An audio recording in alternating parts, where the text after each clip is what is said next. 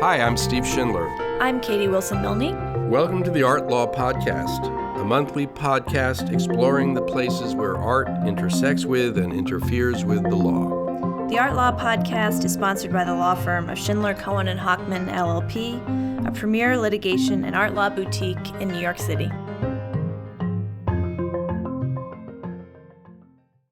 So, Steve, this past week, Bloomberg's Matt Levine had an interesting explanation of this NFT phenomenon we're seeing in the art world. He summarized a page 6 article which described this interesting interaction between a crypto guru and a traditional art collector.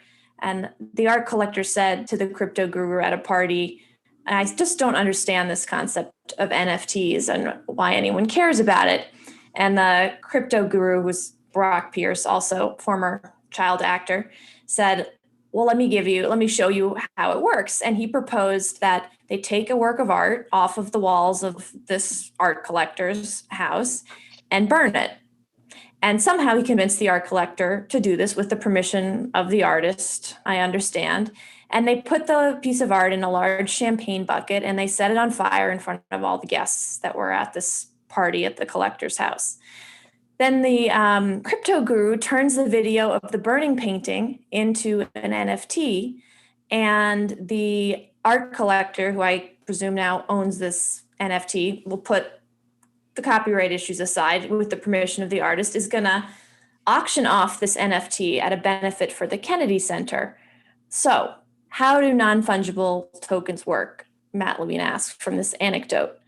He says, this crypto guru would give you this explanation that you take a painting, you light it on fire, you create a little note on the blockchain saying, "LOL, I lit that painting on fire." You sell that note for more than you could get from the original painting, and you give the money to some sharks.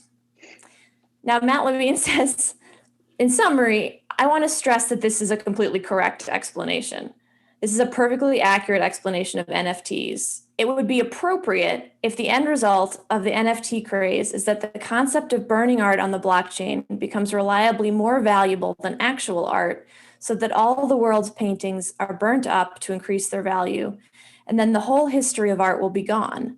But it will be preserved forever on the blockchain in the form of cryptographically encoded videos of all the art being burnt. Why do we think that was a good idea? Future generations will ask after watching the videos. And perhaps the Mighty Ducks star turned cryptocurrency guru Brock Pierce will have a good answer for them, but I do not.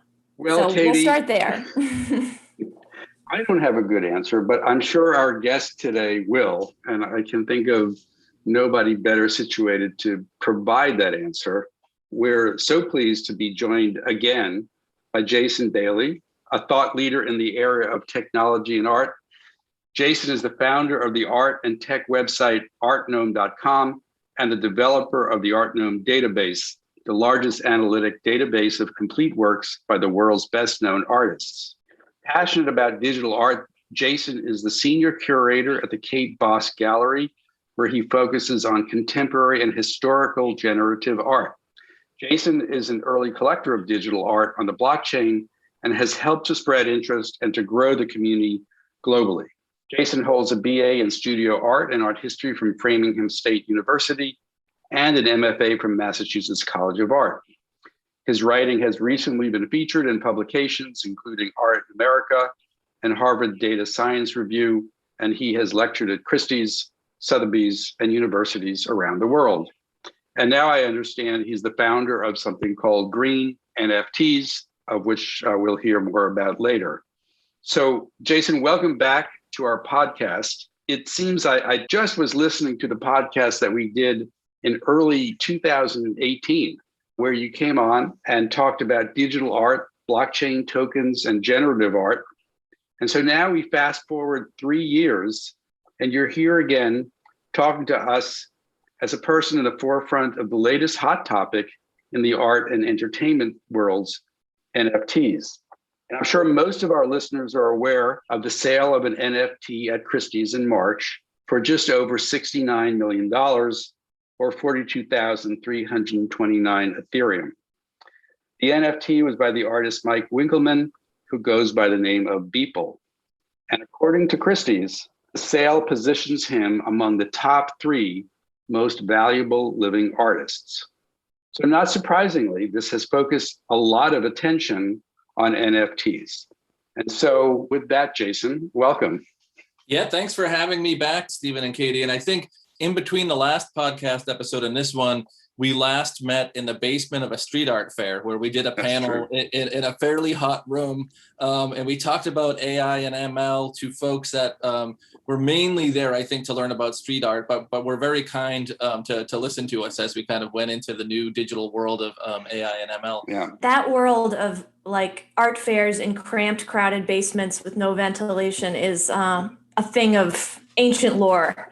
Like pre-COVID times, right? So Jason, maybe before we get into sort of a response to the Matt Levine sort of setup, just start us off with a few basics. What is an NFT or a non-fungible token? Yeah, so the high level definition that I like to give, and people can always go deeper, but I think the mistake is that people try to go too deep too fast and confuse people. So NFT stands for non-fungible token, right? And basically what happened is, even if you don't own Bitcoin or maybe even fully understand Bitcoin at this point, I think most people have at least heard of Bitcoin. So Bitcoin is this digital currency that comes out, over 10 years ago, and it proves that you can actually have a whole currency system where there's no physical, tangible, coin or dollar, right? And you can have this peer-to-peer system where you can prove using the blockchain who owns the currency, how much of it they own, and when it's been transferred, right?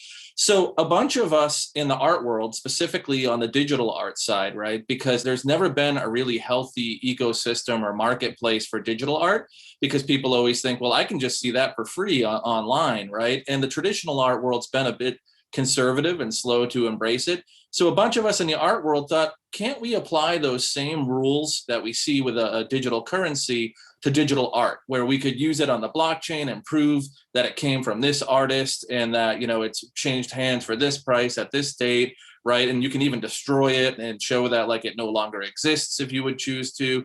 So it has all these nice, tangible physical properties, but in the early days, it was hard for people to get their head around that. Still hard for some people to get their head around that. So the thing to know is that the non-fungible token, is the thing you're actually buying. So a lot of times people think, well, I'm buying the art, right? And it's a little bit conceptual. So the thing you can prove that you own is actually a token, right? And what happens is usually you buy the token and there's what's called a hash. You just think of it like a link from that token to the artwork. And it's stored in a few different spots, usually on something called IPFS. So it's like a decentralized storage system. So I don't want it to get too complicated, but you're buying and selling tokens. Those tokens have sort of unbreakable links to images or videos or things that are stored if you're buying digital versions of this work. And then the non-fungible part, so fungible sounds like a fancy word. All that means is, fungibility is important for currency. So if I gave you, Stephen, one of my dollar bills and you gave me one of your dollar bills, we would be happy because we know that they're universally worth $1 anywhere, right? But if you had a Picasso print and I tried to trade you my niece's crayon drawing for it, you probably wouldn't be willing to make that exchange, right? So things like artwork are non-fungible. They each have sort of unique value. So you've got tokens that have unique value, that have links to artworks on the blockchain, that kind of try to use a similar system that's been proved out through cryptocurrency, that these digital assets can be provably scarce and provably ownable. Jason, one thing I and others struggle to understand is, so the token contains a link, but other places could contain that link too, right? That link is not necessarily private or special. It connotes no scarcity, right? Maybe just distinguish further a little bit between the token and its connection to this potential artwork in the case of art, or video, or whatever. It could be a newspaper article, could be anything, but the token and the object at the end of the link could be disconnected. Yeah, no, it's true. So part of what people are missing out on if you came to this through sort of like the Christie's Beeple sale, which I think it's fair to say the majority of the mainstream people have come through it to that, it can be a bit more confusing. But if you know the background story of those of us who've tried to make this a movement for 4 or 5 years now, our goal was actually intentional that everybody would be able to see the artwork, right? So we decided, we have this saying that everyone sees it, only one owns it, right? So historically, there's been sort of a mindset with a lot of art collectors that part of why you would pay this price for this physical painting or thing is because you then have the right to see it on your wall and to choose who can access it and who can see it. But that kind of breaks down in the digital art world, right? Where it's like, we already know everyone can see it. And we've actually come around to realizing that that's not a bad thing for a lot of reasons. If the artist is still living, the more people that see it, the better it is for them in terms of exposure and career. But also as a collector, let's just think about like the David Hockney pool painting, right? Which I think, was maybe the second highest or maybe the highest sale for a living artist at the moment. But a couple of years ago when it sold at Christie's, they put advertisements in front of, people all around the world, or even the Salvatore Mundi, right? That sold for $450 million. Maybe that's a better example.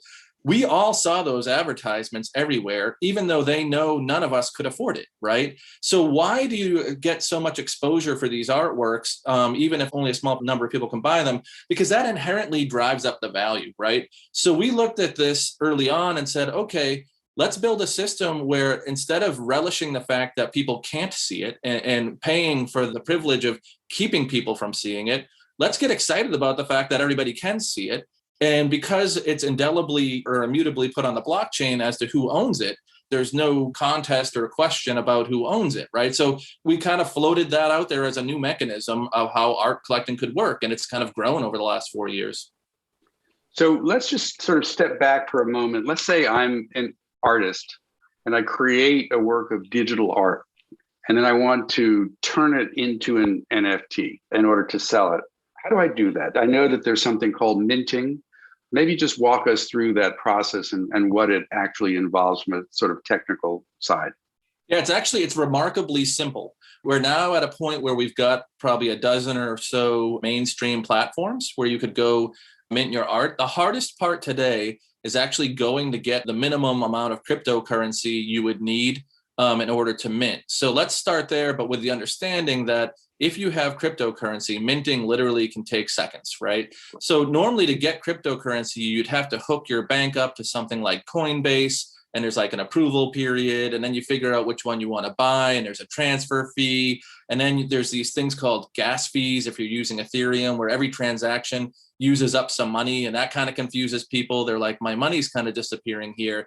And then you have to install this MetaMask wallet, which is like a browser plugin, right? But once all that's done, and you do that once, right? Or if somebody just gives you a small amount of Ethereum or cryptocurrency, you could go to Rarible or OpenSea, right? These are two of the platforms that don't have waiting lists or approval processes. And you could literally take any picture that you have, anything digitally that you created, and within seconds, pay some small fee. It becomes tokenized, right? There's a hash to it. It lives on IPFS. People could come and offer you money in those marketplaces for those tokens. So yeah, it actually happens pretty quickly. And Jason, what's actually happening underneath that minting process, that there's an assumption that the person uploading a digital file of some kind, and I assume that's a prerequisite, right? There has to be a digital file, article, art, something, some digital file. That there's a presumption that that person has rights to that file, copyright, I assume, and that they are then kind of creating some kind of licensing system by which, through this token, anyone who owns the token has a special license to access the art. Is that like kind of the underlying system? Yeah, so there's a thing called a smart contract, in particular on Ethereum. And that smart contract is actually software, right? And so that software can execute sort of on its own. That's sort of the decentralized component. And in that smart contract, often there are sort of legal terms. It is, in fact, a contract, right? But it's set up to not require human intervention every single time. So let me give an example of how smart contracts can be powerful. If I were to buy an artwork on Super Rare, an NFT, and then resell it later on, the artist that I bought it from would automatically get a 10% royalty. Now that contract executes and that money gets sent to that artist, that royalty, without any human intervention, right? It's software and it's set up to execute on its own, and it doesn't require or allow for intervention as long as you're selling on that same platform, right? Now, in addition to that, each site has its own sort of legal terms that people sign up to. So I always recommend to artists that they, read and understand the terms for the different sites that you're minting on, because there's sort of written disclaimers and terms. And then there's the contractual ones in the smart contract that you can, dig into a little bit more and try to understand from that side. So definitely not a legal expert, which is why I like hanging out with you guys, because you can help me clarify this stuff. But, generally, my encouragement to folks is like, go read the legal disclaimers on the site. So this is for collectors too. Sometimes there's a lot of young new collectors who don't know what collecting is yet and, are excited and onboarding. And they're like, oh, I bought this, I can go make t-shirts of it. That's usually not the case, right? So you kind of have to check from platform to platform. Yeah, maybe we just should say again, like what exactly you buy when you buy an NFT, right? You buy some kind of artist-blessed special access link to something that the whole world may also have a link to. Unlike the Christie's sort of advertising model you said before, I could get lots of email about the Salvador Mundi. I could even go see it. But that's not the same as controlling it or, having the actual painting in my house. So there's a real difference. Here, the difference in access isn't at all about the ultimate visual object, right? It's all about the sort of extra property you have in the NFT.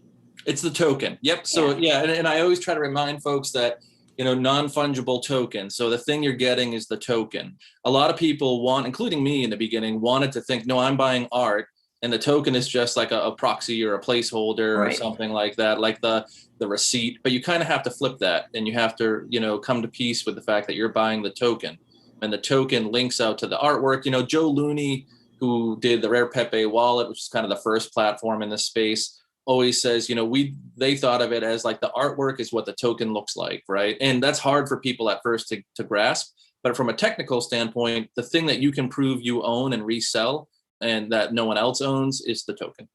So is that similar? I think of it somehow as similar to, say, a certificate of authenticity that an artist issues in, say, a work of conceptual art, or even, say, the artist Stan Flavin, who works with fluorescent light bulbs. You can easily go out and buy the materials and create yourself something that looks like a Dan Flavin, but if you don't have the certificate of authenticity, you don't have a valuable work of art. And the only person who can sell that work of art is the person with the certificate. And one of the disadvantages of Flavin, is just as the example, is that you can lose that certificate. And if you lose that certificate, the artist's estate will not issue a new one. You have lost the work of art. That is the work of art from a marketplace point of view. So is an NFT kind of like that? Yeah, it can be. Some people sort of give the emphasis to the visual and say the token's just sort of like the proof of ownership or the receipt. I think a lot of other folks tend to think that the token is the thing, right? It's not just evidence that you bought the visual artwork. The thing you're collecting is the token that's been issued provably by that artist. And the token's the thing you want to hold on to. And the visual aspect could almost be seen as like secondary, or the proof or the receipt that it came from the artist. So it does take a little bit of mental gymnastics to get around to understanding that the token is the thing. I think there was a question earlier about, does there have to be a file uploaded to go along with the token? And some people have tokenized themselves, right? They'll sell an NFT that ostensibly represents, them, right? So I think art's always kind of been social, and the value of a lot of art has been tied, certainly the price, and I think value and price are two different things, but has often been tied to who made it, right? So there are visual aspects of a painting that you and I might enjoy, but the price, when it goes from a couple $100s to, tens of millions of dollars, is usually tied to like, this is a very well-known and regarded person socially, right?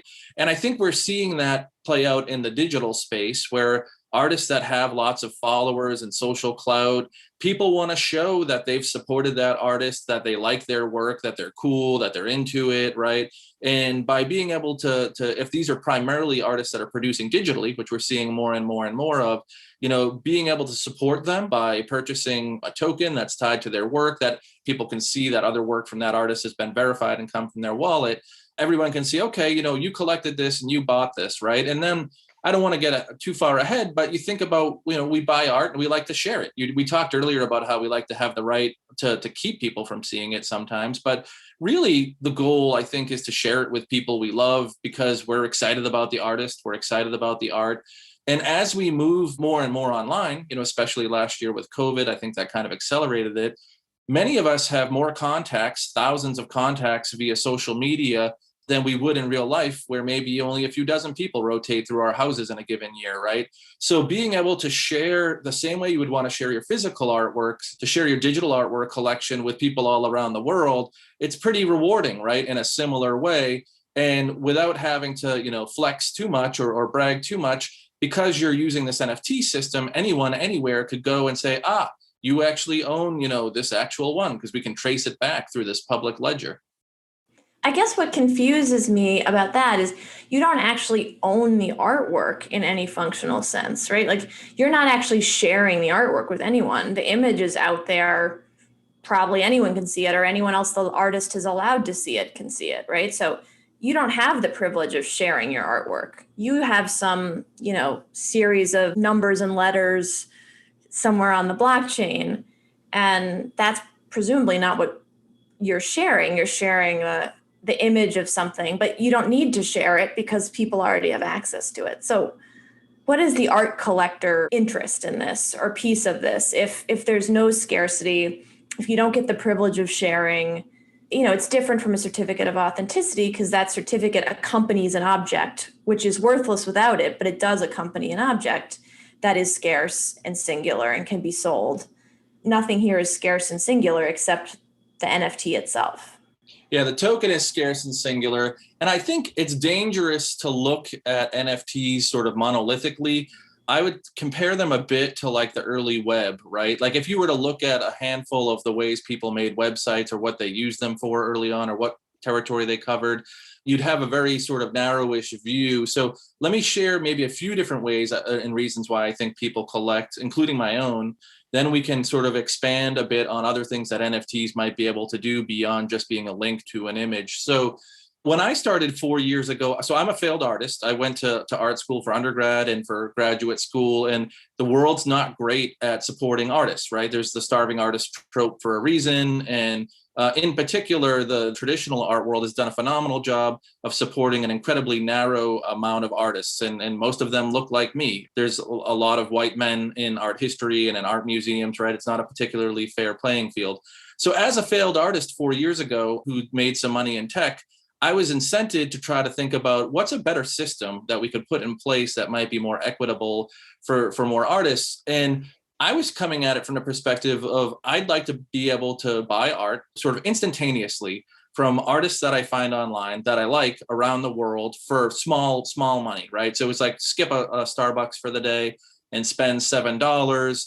And sites like Data NYC allowed this. So 2017, I bought this work by Mohara, artist in Mexico. I thought it was cute. It's like $8, wasn't the end of the world for me. Changed his life, for that day. And that he immediately, hit me up on Twitter and was like, thank you so much. Not just the financial support, albeit small, but the emotional support when you're an artist that somebody cares is like great, right? So that's what clicked for me 4 years ago. There was no secondary market. No one was selling this stuff for tens of thousands or millions of dollars.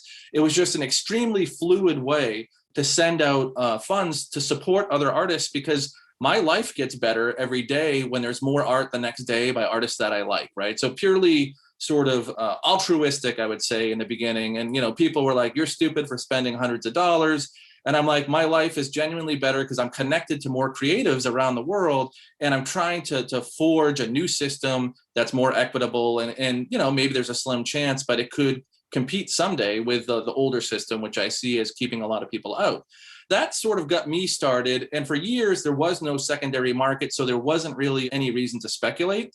And what we've seen in the last year and a half is a dramatic increase in speculation. So there are a lot of people that collected early on for the reasons I do, some who still do, right, to support artists. But then when we started seeing these things resell for an increasing amount of money, a lot of people in the cryptocurrency trade, who are essentially sort of currency day traders, started thinking, well, I've got all this crypto. There's only so many things I can buy. I kind of like this artwork. So, and it looks like someone else bought one and it went up in value. So I'll buy some of this and sort of diversify, right? So I think there's some speculation there where people are buying these almost purely with the assumption that they might go up or down, right? What's interesting is that there's sort of, it's not Boolean or black and white. A fair amount of these, what I would call like crypto bros, for lack of better description, that came in largely as speculators, have now become super close friends with the artist and developed an affinity for art, and often won't sell, not because they're trying to wait for it to go up further, but because they've discovered, what it's like to collect art and support artists, right, during this process. So I'm not sure if I fully answered your question or might have sidestepped it. I think you were asking, what is it you own? If there's no provable scarcity, like, why do this, Jason? Almost like, why participate? And I think my shorter answer is, I participated in the beginning and still often do to show public support for artists I love, who I want to see make more money, who live in a world that aren't really traditionally supported very well, right? And then lots and lots and lots of other people are participating because they see it as a speculative instrument, and it's fun, and they're stuck at home during COVID. And they're like, well, I buy this cool artwork. If I get stuck with it, I have an artwork, but maybe I can flip it and sell it for some more money later, is maybe sort of the driving forces. But the issue is they don't have an artwork. I mean, everything you're saying is really compelling, but I guess the root of my skepticism is that they don't have an artwork. They just have a key, like a digital token, right? They don't have an artwork.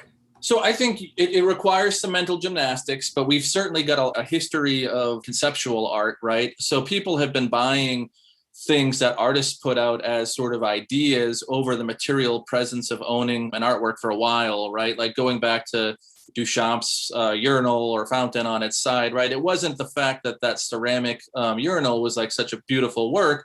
It was really Duchamp showing the world that the value in art is often conceptual, right? And I think where we've gotten to is that it's actually largely conceptual and largely social, right? So when an artist says, I've created this work and it's my ideas and my visual or this, that, and the other, or there is no visual, it's just my concept. And fans or supporters who want a world full of creative people who get supported for thinking creatively and making things say, I want to support that and I want to associate myself with that in some provable way. That's where I think the token comes in, and the artists are happy to have that support from collectors, and they collect the token, and the token is you could think of it as a conceptual artwork that has a link or a hash back to the visual. That's one way to think about it. Or you can think of it purely just as the token. But yeah, I think reducing art to an object, purely to an object, makes it a lot harder to understand. But if you look at art, as I tend to, as a combination of conceptual and social, then I think it starts to make a bit more sense why people are getting into this. And it's interesting, Jason, you described your interest, and I remember talking to you about this 3 years ago, in collecting digital art. It comes from a great place, which is this idea of supporting artists, and maybe supporting artists and connecting with artists who are not necessarily recognized by the sort of high-end art world. Do you think that what's happened then over the last year and a half, has it been a sort of hijacking of the world that you have been sort of proselytizing about for so long to resemble more of the art world at the sort of highest levels? And is that a good thing? Yeah, it has, I think, to some degree been hijacked. And, those of us that were sort of early on are coming to peace or trying to come to peace with it. I think, again, the web's a great example. There were a lot of like cypherpunks and early, web users who thought that the web was going to be like the free press for everybody and be uncensorable and unmonopolizable, right? And then fast forward 20, 30 years, and we've got, Amazon, Google, a few others, there's really just a handful of giant companies who have sort of undue control over how we navigate and deal with the web. Now, there's still, anyone can make a podcast, anyone can make a blog, right? And there's still some benefits, but it didn't turn out the way maybe the earliest altruistic pioneers would have thought the web would have turned out. I think we're seeing something similar here, where there were a bunch of us who were like, hey, this could really be a fully decentralized, no middleman, no gateway opportunity for artists anywhere to have an even playing field to produce work and share it on like decentralized markets where we could, develop followings. And like, we had a lot in mind, this automatic royalty system, and all these things that we think can still happen. All that experimentation is still happening, but there's a lot more press and attention around the big sales. And that's always been true in art. I think in analog art too, you could have some, every street of every major city is full of artisans making amazing and beautiful things. And none of those things end up in a New York Times, right? But someone sells something for a couple $100 million, it's going to end up in the New York Times. And I think that becomes the lens through which people understand things. So the Beeple sale, on the one hand, it did us a favor because it, increased the interest in NFTs, and we want more people buying art, right? Because we want more money flowing into the pockets of artists, and we want to find systems that are more equitable. But it also brought everyone that came in through that doorway or similar doorways is saying, how is this different, Jason? Like, so Christie's 200-year-old auction house sells a work by, a white artist, tech artist or whatever for, millions and millions of dollars. Like, this story doesn't look any different than what we've been seeing over the last 10, 20 years. Like, isn't this just more of the same, right? And you have to kind of dig in deeper and look at the stories of artists, from friends of mine from countries like Mexico and Nigeria who fed their families during COVID selling, digital artworks and NFTs. And as collectors, our lives were better because they were making more of it. And as artists, their lives were better because we were able to support them in the process and feel like we were rewarded for it. Could they have just sold a digital piece of art though? Like, why tokenize it? Couldn't they just sell the file and then it would both be, you would actually own the file, you could share it or not. They could still have multiple editions if they wanted to sell it to other people or put it online publicly. So what's the distinction? Yeah, so people have sold file-based digital artwork for a long time. I think there's just enough friction there, that it slows people down. So if it's like, okay, I really like this work you have, let me give you a credit card payment of $200 and you'll send me a thumb drive that I'll get in 2 weeks or whatever, right? Like, that's valid. And people have been doing that in a much smaller scale.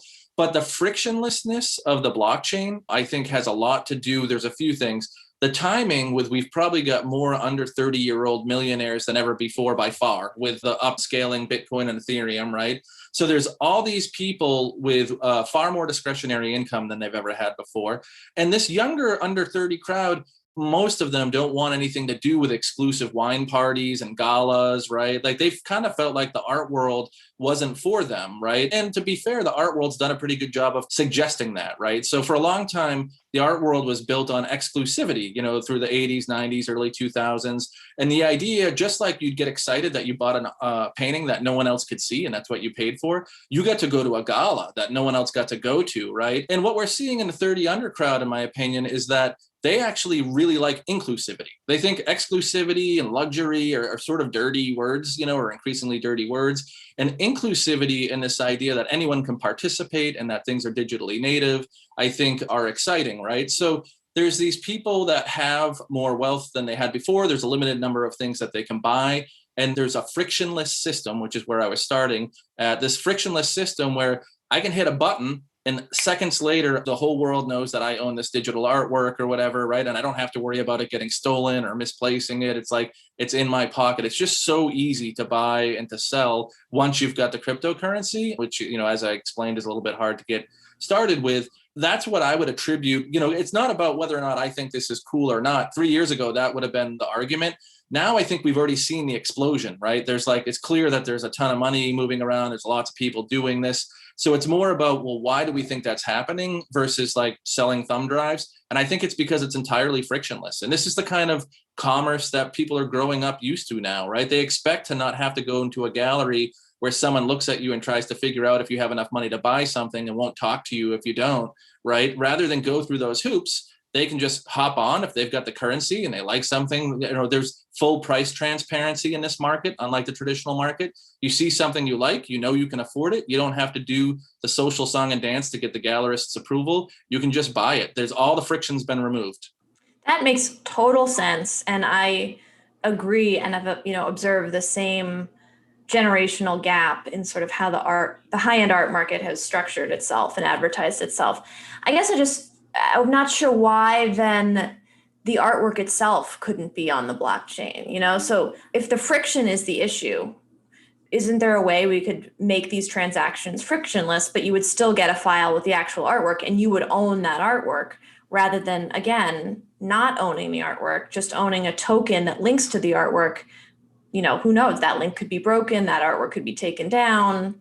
So why doesn't the artwork itself reside in the NFT?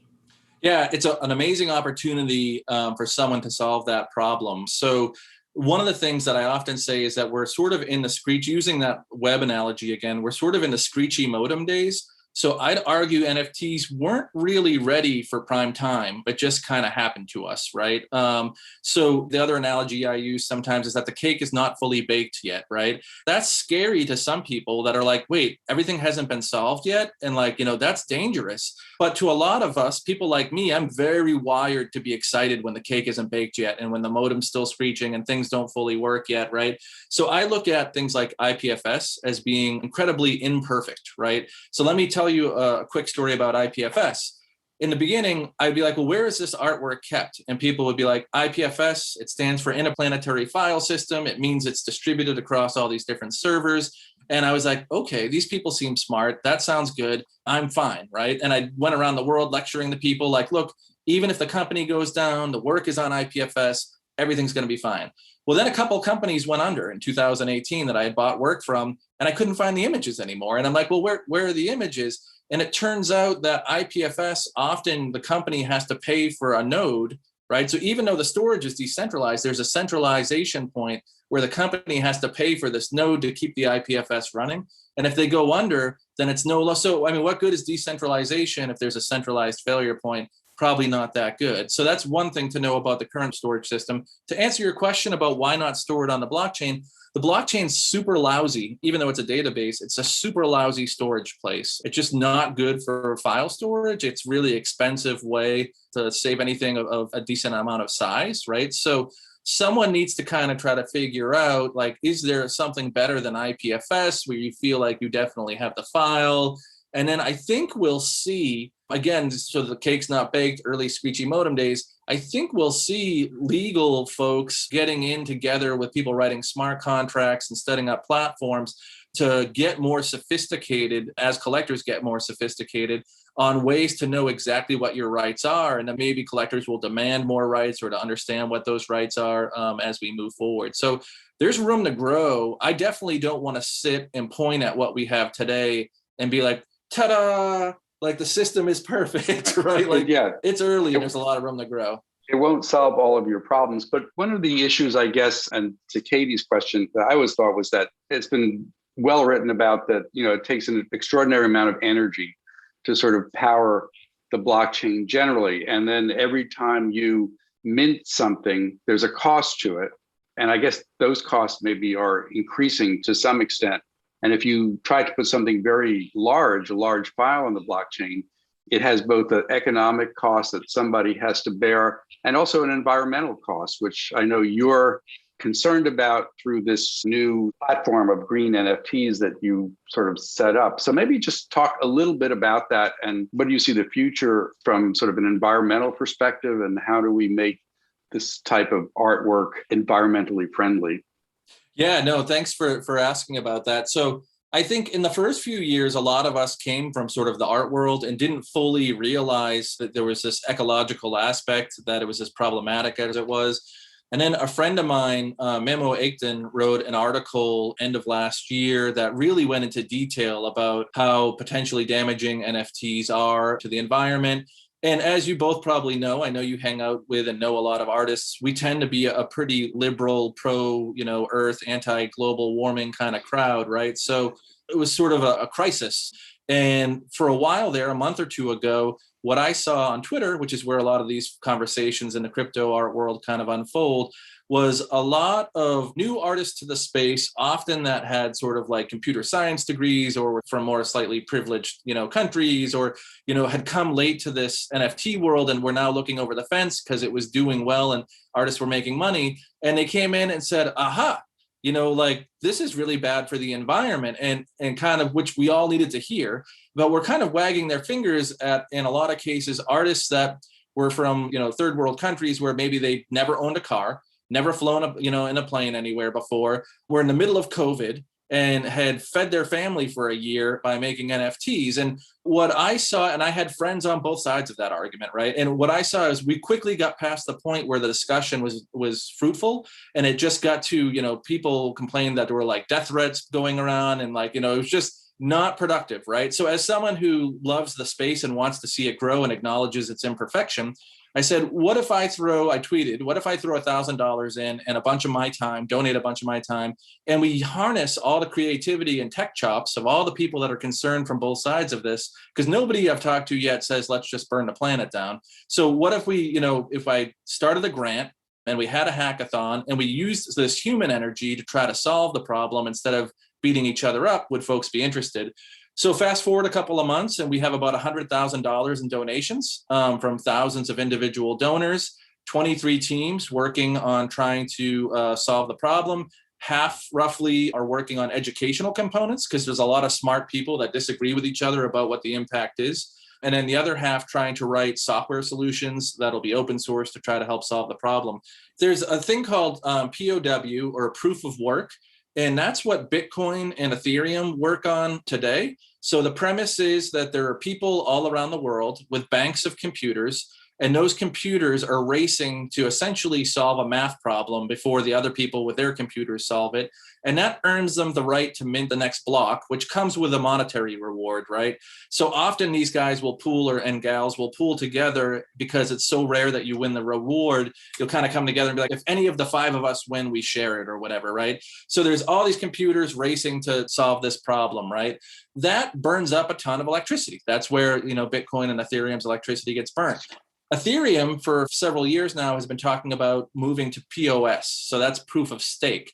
Also an imperfect system, but the premise there is a little bit like you wouldn't burn down your own house. So rather than everybody competing with computers burning energy to solve a math problem, they say whoever has a certain amount of Ethereum beyond like a certain dollar value, those people will be the ones who decide if the transactions that went through are authentic or problematic, right?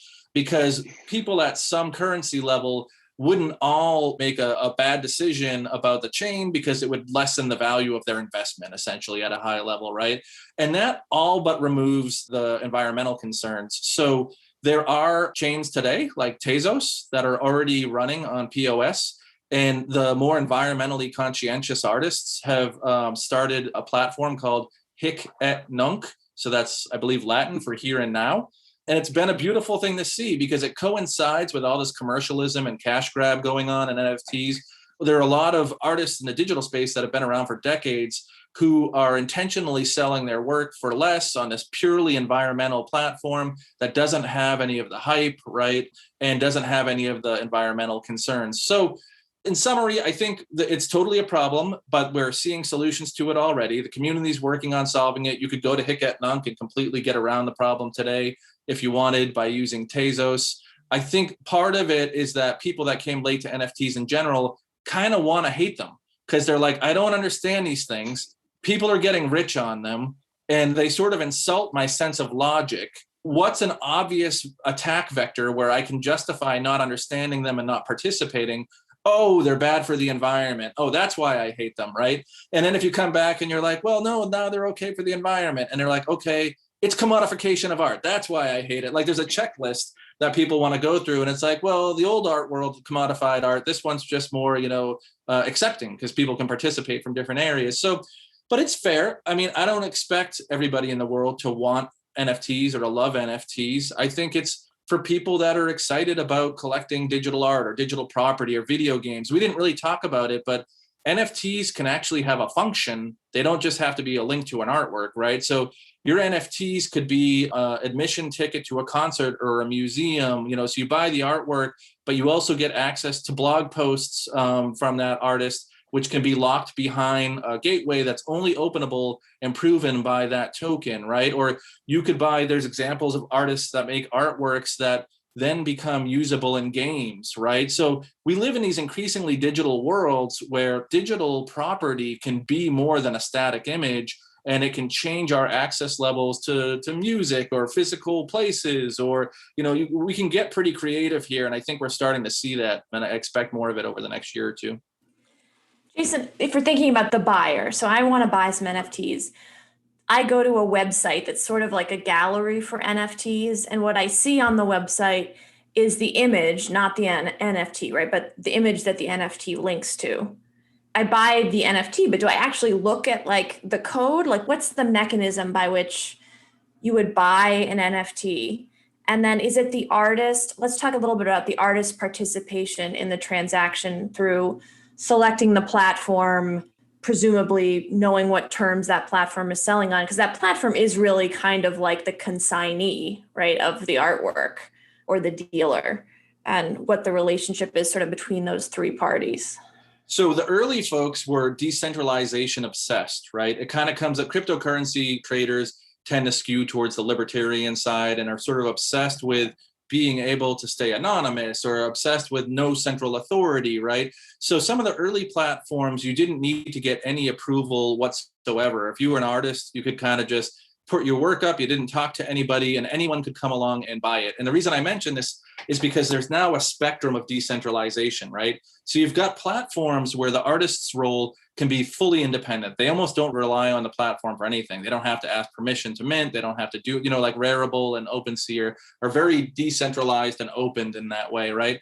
And then there are maybe on the opposite side of the spectrum are things like Nifty Gateway. And because they take credit card, payments or whatever, my understanding is that in some cases, and I want to be careful here, in some cases, I believe they mint for the artists. And this is a thing that gets like people debate within the space. Like, can a third party mint the work for the artist? And if that happens, is it still from the artist, right? Or, if I buy as a collector a work, say on Nifty Gateway, does it immediately go to my wallet or do they custody it for a while, right?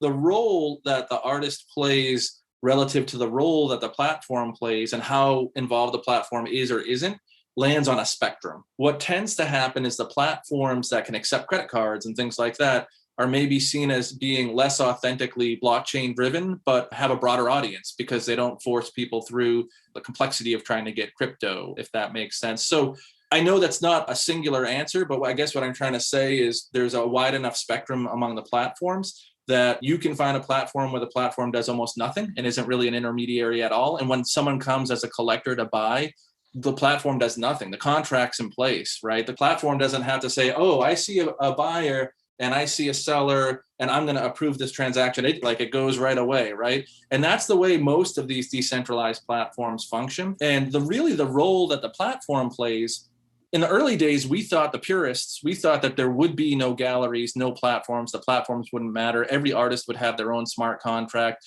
But what we were missing, and it seems obvious now, is someone needs to promote this stuff, right? Like if you're an artist and you weren't selling any work yesterday, or the last few months, and then you tokenize or mint your work, it's not like magic happens and all of a sudden people start throwing money at you.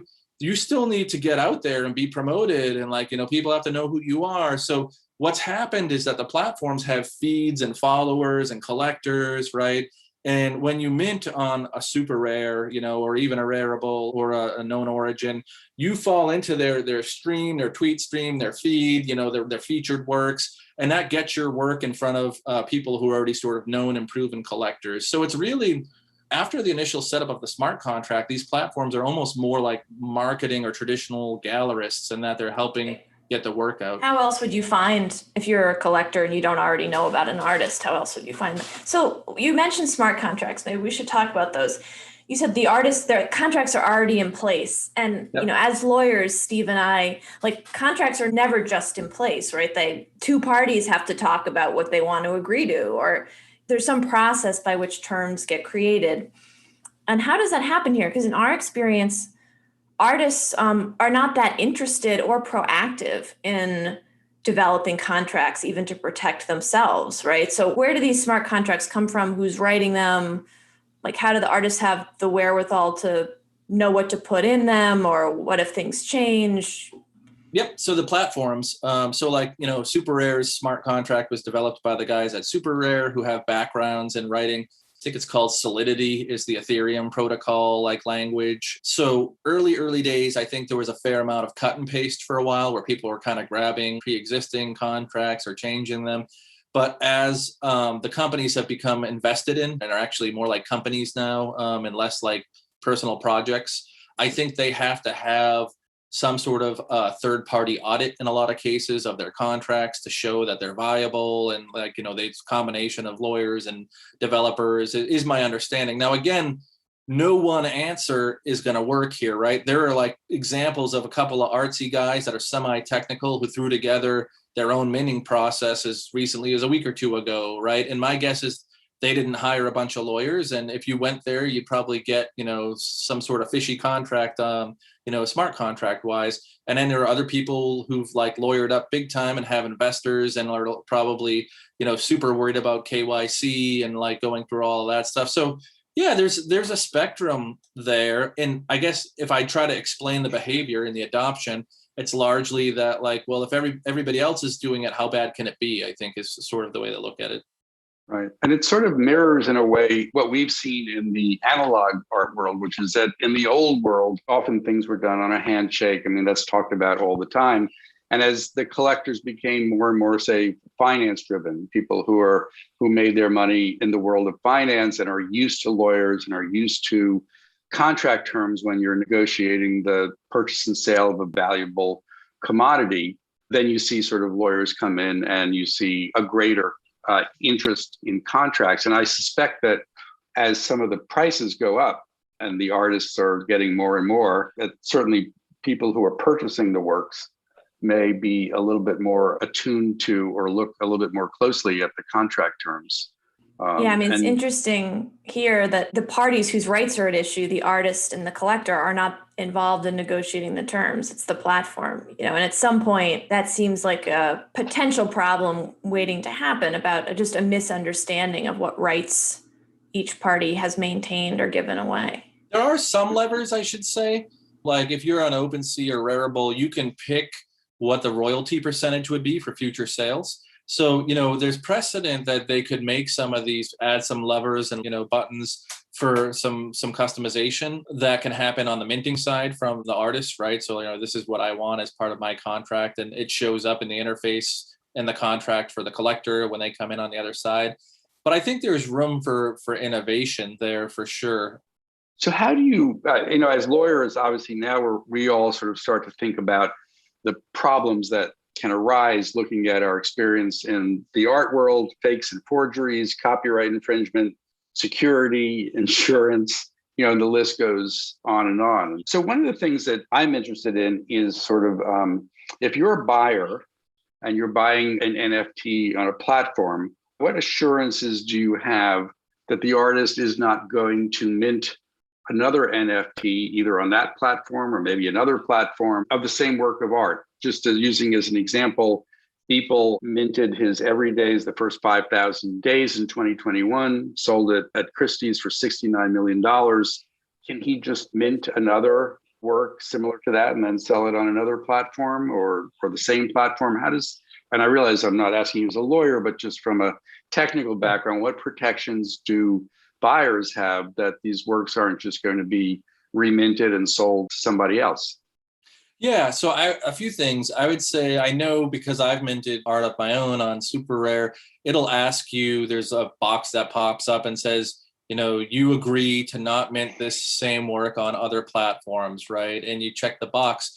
But I would also say that I don't know, and you guys might, given your expertise, but I don't know of a system in the analog art world that keeps someone from painting the same painting over and over again and selling it. So I don't know that that's a new problem unless there's recourse in the traditional art world that's not in place in the digital art world. Right. Well, sometimes, again, it's probably a bad example, but there are regulations relating to limited editions of art and what artists can and can't do if they're creating, say, an edition of 10. And that's pretty well established and regulated, certainly here in New York.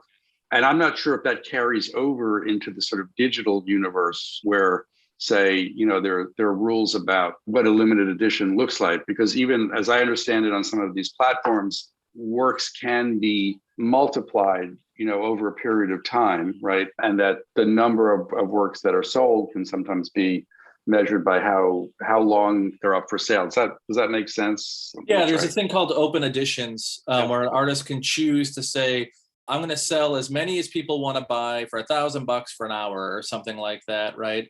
And then the understanding at some point, I think we all have to recognize that the artist ultimately has the final say, no matter what, you've agreed to or what amount you've paid.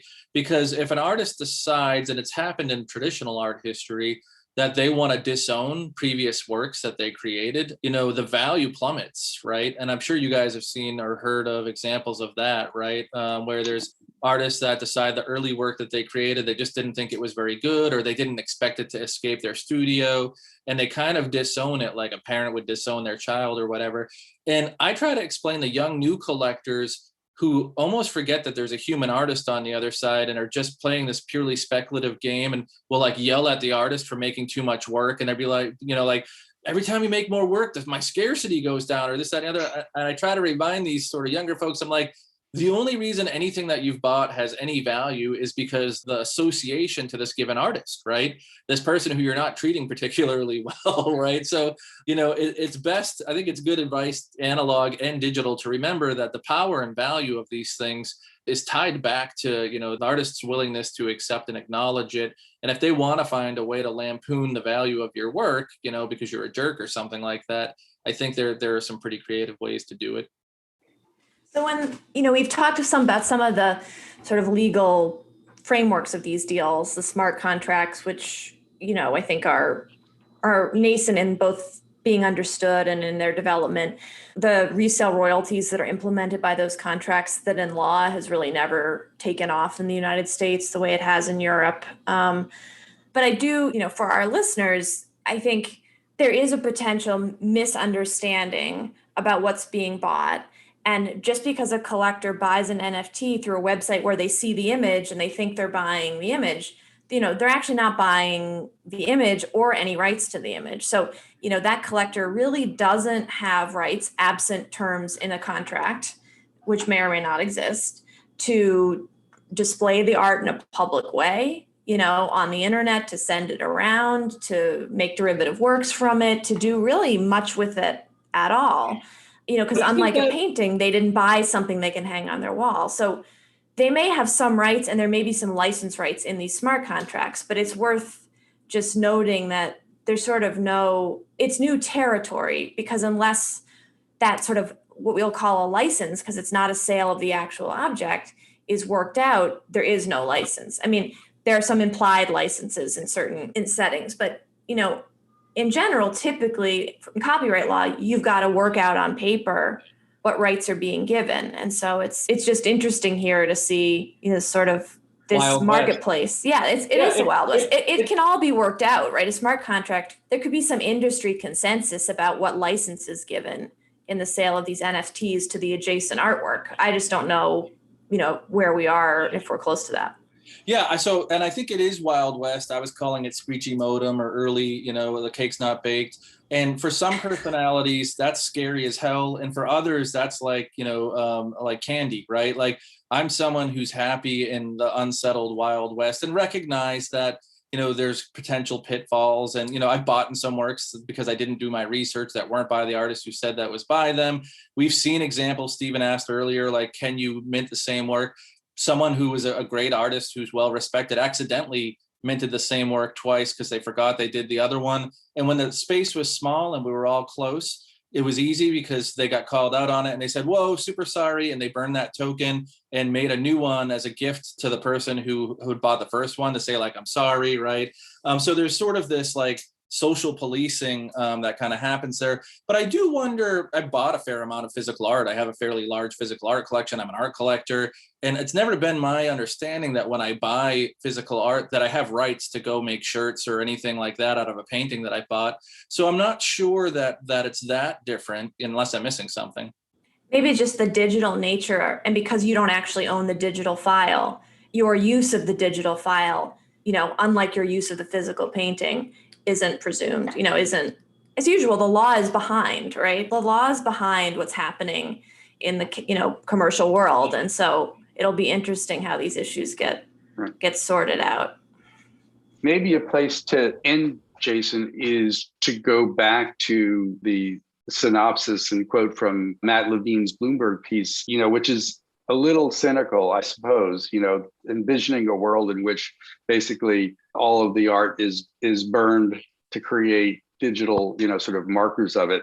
Do you see this as a trend or a danger for NFTs? Yeah, it's a bit of man bites dog. So I think we've hit sort of a cash grab sensationalism stage to NFTs, where people are sort of competing with each other for more outrageous stories.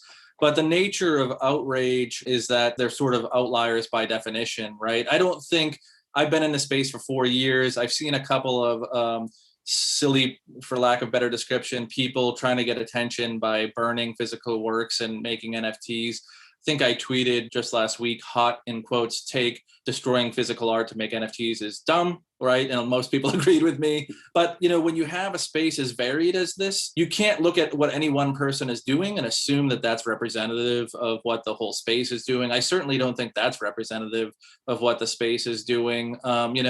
Maybe something that they're into. Part of being early is that there'll be experimental things, and some of the experiments or outliers aren't things that I find interesting, right? And we might disagree about what's interesting and what's not.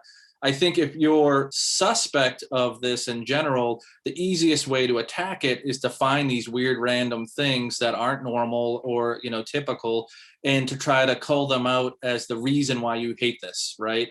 And I think the majority, of transactions that are being done are between artists and collectors who are excited to collect that art. And we're seeing digital artists, for the first time that I've ever known of, make careers, right? So if I back up and look at this, I spent half my life in art school and the second half of my life as a collector and a writer about art, right?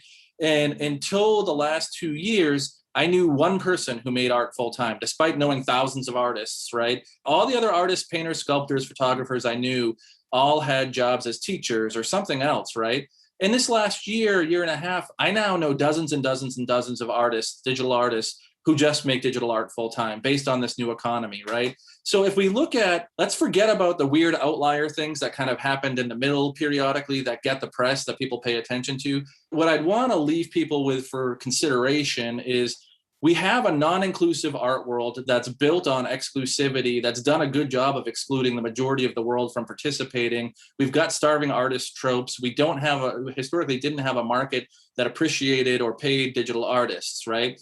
Fast forward, we've got all that now, right? And it's early days and it's imperfect, and we can work on it and try to improve it. And my take is that it's a sapling, and it's easier to bend a sapling and prune a sapling than the old art world, which is a bit of an oak tree. And the oak tree is trying to say, like, okay, we've heard Black Lives Matter. We need to be more, accepting, and we need to be more diverse. But like, it's hard for that oak tree to bend, right? So I'm just saying, we've got a new system. It's flexible. It's early. We can help steer it. Let's not step on a sapling because it's not perfect. Let's try to grow it in a direction that works well for people. Well, that's a great place to leave it. Thank you, Jason. As always, it's a pleasure to talk to you, and I'm sure our listeners will really appreciate your insights. And that's it for today's podcast. Please subscribe to us wherever you get your podcasts, and send us feedback at podcast@schalaw.com. And if you like what you hear, give us a 5-star rating. We are also featuring the original music of Chris Thompson. And finally, we want to thank our fabulous producer, Jackie Santos, for making us sound so good. Until next time, I'm Katie Wilson-Milne. And I'm Steve Schindler, bringing you the Art Law Podcast, a podcast exploring the places where art intersects with and interferes with the law. The information provided in this podcast is not intended to be a source of legal advice. You should not consider the information provided to be an invitation for an attorney-client relationship, should not rely on the information as legal advice for any purpose, and should always seek the legal advice of competent counsel in the relevant jurisdiction.